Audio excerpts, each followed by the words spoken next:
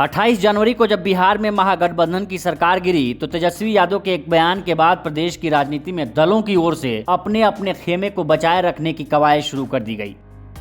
तेजस्वी का वो बयान था, खेला होना अभी बाकी है। इस बयान के बाद से सबसे पहले कांग्रेस ने अपने विधायकों को साउथ के राज्य तेलंगाना में सुरक्षित लैंडिंग करा दी और बिहार की जनता से काट दिया ताकि उन्हें लालच देकर अपने पाले में ना किया जा सके। 12 फरवरी को विधानसभा में नीतीश कुमार को विश्वास मत जीतना था। वोटिंग हुई और नीतीश कुमार 129 वोटों के साथ एनडीए सरकार और अपनी कुर्सी बचाने में कामयाब रहे।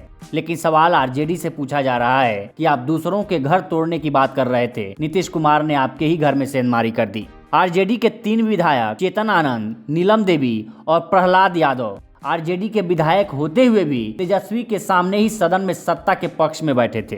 तेजस्वी यादव ने सदन में संबोधन के दौरान उनकी मजबूरियों को लेकर बात की कि उनकी मजबूरी है कि वो सत्ता के पक्ष में जाकर बैठे हैं। मेरा छोटा भाई चेतन जब थका करके कहीं आप लोगों ने कुछ नहीं किया तो हमने टिकट इसको देकर के जिताने का काम किया। और इनके पिता के गुण पे नहीं, इनके गुण पे।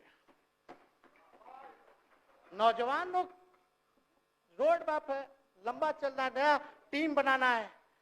नौजवानों को हम लोगों ने टिकट दिया। नौजवान आए राजनीति में, राजनीति करे, सकारात्मक राजनीति करे, बिहार को आगे लेकर के जाए। थका हुआ लोग नहीं चाहिए था हमको, लेकिन हमको पता है क्या क्या मजबूरी है। ये कोई नई बात नहीं है, बहुत दिनों से पीड़ित है और इस पीड़ा में कहीं भी रहे हम इसके साथ हैं। लेकिन सवाल है कि आखिर मजबूरी क्या है, तो चलिए एक एक कर जानते हैं।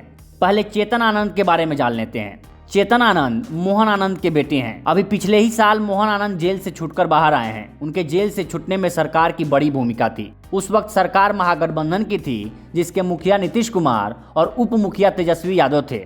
मोहन आनंद गोपालगंज के तत्कालीन डीएम जी कृष्णैया की हत्या के मामले में उम्र कैद की सजा काट रहे थे। लेकिन बिहार की नीतीश और तेजस्वी सरकार ने जेल मैनुअल में संशोधन करते हुए आनंद मोहन को पिछले साल रिहाई के आदेश दिए। आनंद मोहन बाहर तो आ गए, लेकिन इस रिहाई के खिलाफ जी कृष्णैया का परिवार सुप्रीम कोर्ट चला गया। अब ये मामला सुप्रीम कोर्ट में चल रहा है। जिस तरह से सुप्रीम कोर्ट ने बिल्किस बानो के दोषियों को दोबारा जेल भेजने के आदेश दिए, उससे मोहन आनंद के परिवार को अब डर सता रहा है कि कहीं दोबारा उन्हें जेल न भेज दिया जाए। इसलिए उनका परिवार सत्ता के साथ सामंजस्य बैठाने की कोशिश कर रहा है ताकि सरकार भी सुप्रीम कोर्ट में उनका साथ दे। दूसरा ये कि बिहार के राजनीति के जानकारों का मानना है कि नीतीश कुमार ने मोहन आनंद से मुलाकात कर उनकी पत्नी लवली आनंद को लोकसभा टिकट देने का आश्वासन दिया है। इसके बाद ही मोहन आनंद के छोटे बेटे अंशुमान आनंद ने बड़े भाई चेतन आनंद को लेकर लापता की रिपोर्ट लिखवाई, जिसके बाद माना जा रहा है कि पुलिस तेजस्वी यादव के आवास पहुंची, जहां चेतन आनंद बाकी आरजेडी विधायकों के साथ मौज मस्ती कर रहे थे। पुलिस ने उनके पिता के संदेश को पहुंचाया, जिसके बाद वो जाने की जिद करने लगे।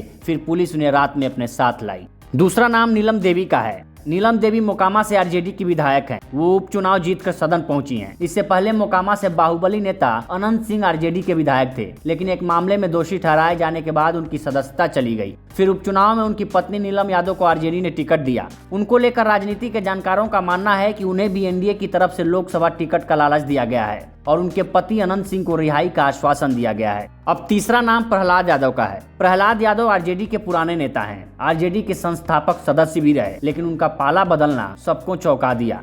उनको लेकर राजनीति के जानकारों का मानना है कि प्रहलाद यादव लखीसराय की सूर्यागढ़ सीट का प्रतिनिधित्व करते हैं। वो बालू खनन का कारोबार करते हैं और उन पर दर्जनों केस दर्ज हैं। उन पर गिरफ्तारी की तलवार भी लटकी है। डिप्टी सीएम विजय सिन्हा भी उसी इलाके से आते हैं। ऐसे में राजनीति के जानकारों का मानना है कि उनकी इस मामले में बात हुई होगी, तभी प्रहलाद यादव नीतीश खेमे में चले गए। यानी आरजेडी के 3 विधायक अपने अपने उल्लू साधने के लिए नीतीश कुमार सरकार को बचाने के साथ खड़े हो गए। लेकिन सवाल एक और है। सत्ता, शासन और प्रशासन के साथ होते हुए भी एनडीए के 5 विधायक सदन से नदारद रहे, जो कहीं न कहीं आने वाले भविष्य के लिए एक बड़ा संकेत है। हालांकि डिप्टी सीएम सम्राट चौधरी ने पूरे सदन में उनके खिलाफ कार्रवाई करने की बात कही, लेकिन आरजेडी ने बता दिया है कि सिर्फ ऑपरेशन कमल ही नहीं हो सकता, आने वाले भविष्य में ऑपरेशन लालटेन की भी पूरी संभावना है।